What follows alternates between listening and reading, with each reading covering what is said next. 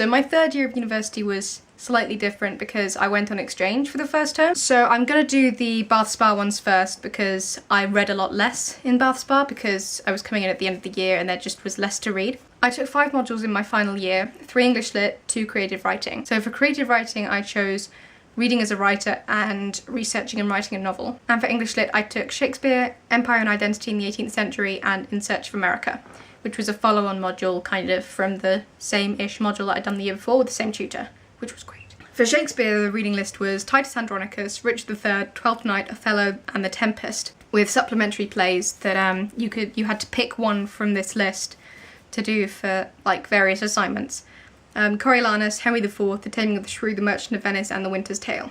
So of those, I'd already read Twelfth Night and The Tempest, which is one of my favourite Shakespeare plays, but I hadn't read Othello and The Merchant of Venice, or any of the others, I don't think, but Othello and The Merchant of Venice were the only ones that I read when I got there. In Search of America, reading list was The Road by Cormac McCarthy, selected poems by Robert Frost, selected poems by Wallace Stevens, Sophie's Choice by William Styron, Middle Passage by Charles Johnson, Beloved by Toni Morrison, and We Were the Mulvaneys by Joyce Carol Oates. And I only read Beloved and We Were the Mulvaneys because those were the only ones that were there for, and I loved both of them, especially We Were the Mulvaneys. I wrote my final essay for that module on We Were the Mulvaneys because, oh my.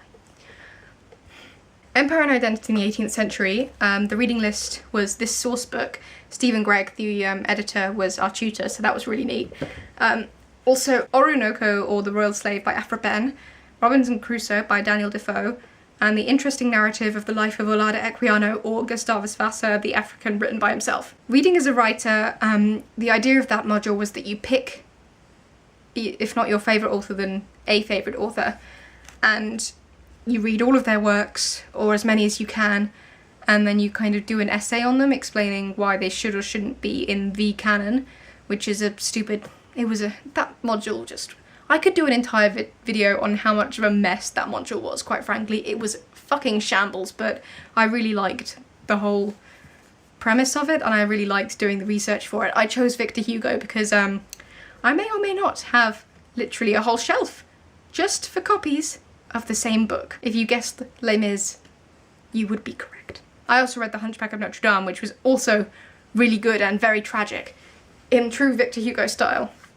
I didn't have time to read his other novels or any of his poetry. Also, it's quite difficult to get English translations of his French works, but I read a really good biography. Whoa, what was that? That was money. Okay, that was money, that was cool. But I read this really good biography by Robb, which was just absolutely brilliant. In Stockholm, I took 3 modules. I took Cultural Studies in English, Literary Communities, and American Fiction post-1945. You're seeing an American theme here, right? You've noticed that I haven't done the whole montage of pulling books from the shelf this video because a lot of the books that I was reading this year I got on my Kindle. I'll grab that. Oh, bad knee, that's great. Okay. Here we go, this is my Kindle, which was my birthday present, which my parents bought me pretty much specifically for Sweden because I couldn't go around lugging books back and forth between countries because I had a weight limit on my luggage and the Kindle was practical. So for cultural studies, there was cultural studies and popular culture, fucking cultural theory and popular culture, an introduction by John Story, City of Glass by Paul Auster, I don't know, and I already owned Mouse by Art Spiegelman, which is really good and, again, really tragic. Literary Communities, The Man of the Crowd by Edgar Allan Poe, Robinson Crusoe by Daniel Defoe, again, Great Expectations by Charles Dickens, Frankenstein by Mary Shelley, The Good Soldier by Maddox Ford, I don't know. Ghost Written by David Mitchell, and The Carlin Army by Sarah Hall. And for American Fiction post-1945, East of Eden by John Steinbeck, On the Road by Jack Kerouac, The Amazing Adventures of Kavalier and Clay by Michael Chabon, Middlesex by Jeffrey Eugenides, Oleana by David Mamet, Blonde by Joyce Carol Oates, and The Accidental Tourist by Ann Tyler.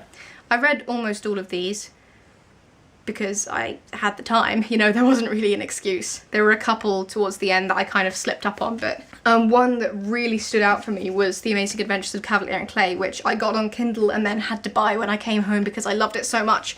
And also the Kindle version didn't have the footnotes, because this book has footnotes. It's so good. So good. So very good. I'll read you the blurb. One night in 1939, Joseph Kavalier shuffles into his cousin Sam Clay's cramped New York bedroom, his arduous, nerve-wracking escape from Prague finally achieved. So begins the friendship and partnership that will create The Escapist, a comic strip about a Nazi-busting saviour who liberates the oppressed around the world. It makes their fortune and their name, but Joe can only think of one thing. How can he effect a real-life escape for his family from the tyranny of Hitler? And it's all about like the rise of the golden age of comic books in New York and their different struggles, because Joseph is just obsessed with using the money that he gets from this comic to get his family safely out of Prague. And Sam has his own issues. He's gay and closeted, obviously, in this time period. I'd never read Frankenstein before, which was a massive oversight of mine, but I'm so glad that I was given the excuse to read it then, because holy shit, it was so good. East of Eden I'd never read before, and suddenly the song Timshel by Mumford & Sons made complete sense. Like, all of the different characters, I think, oh fuck, I can't remember any of their names. Was the woman called Kathy? But Kathy and the Chinese man were my favourites. By far, they were just fantastic. If her name is Kathy. Middlesex by Jeffrey Eugenides. You should all read that. The protagonist is an intersex guy who is raised as a girl until puberty, when he doesn't start maturing as all the other girls around him do. Because from the outside, he looks like he has a vagina. So he was assigned female at birth. And when he hits puberty and they go to the doctors and he kind of sneaks a look at his own paperwork and realises he's genetically male. And the idea that his parents and the surgeon have is to just give him hormone treatment and make him basically into a full woman. And he decides on the spot that he's a man. He decides right then and there, he's a boy, he's a man, and he runs away and grows up from then on as a man. It kind of switches back and forth between the present day and his past, and also his family, because his grandmother and grandfather were brother and sister, which was a huge family secret that they kept secret from absolutely everyone, and it never got out. But you get flashbacks to them as well, all the stuff that happened with his family before he was even born, and all the little coincidences and chances that led up to him being born and to him having this perfect genetic combination that allowed him to be born intersex. My voice has been getting steadily croakier and croakier, and I hope this video isn't too long.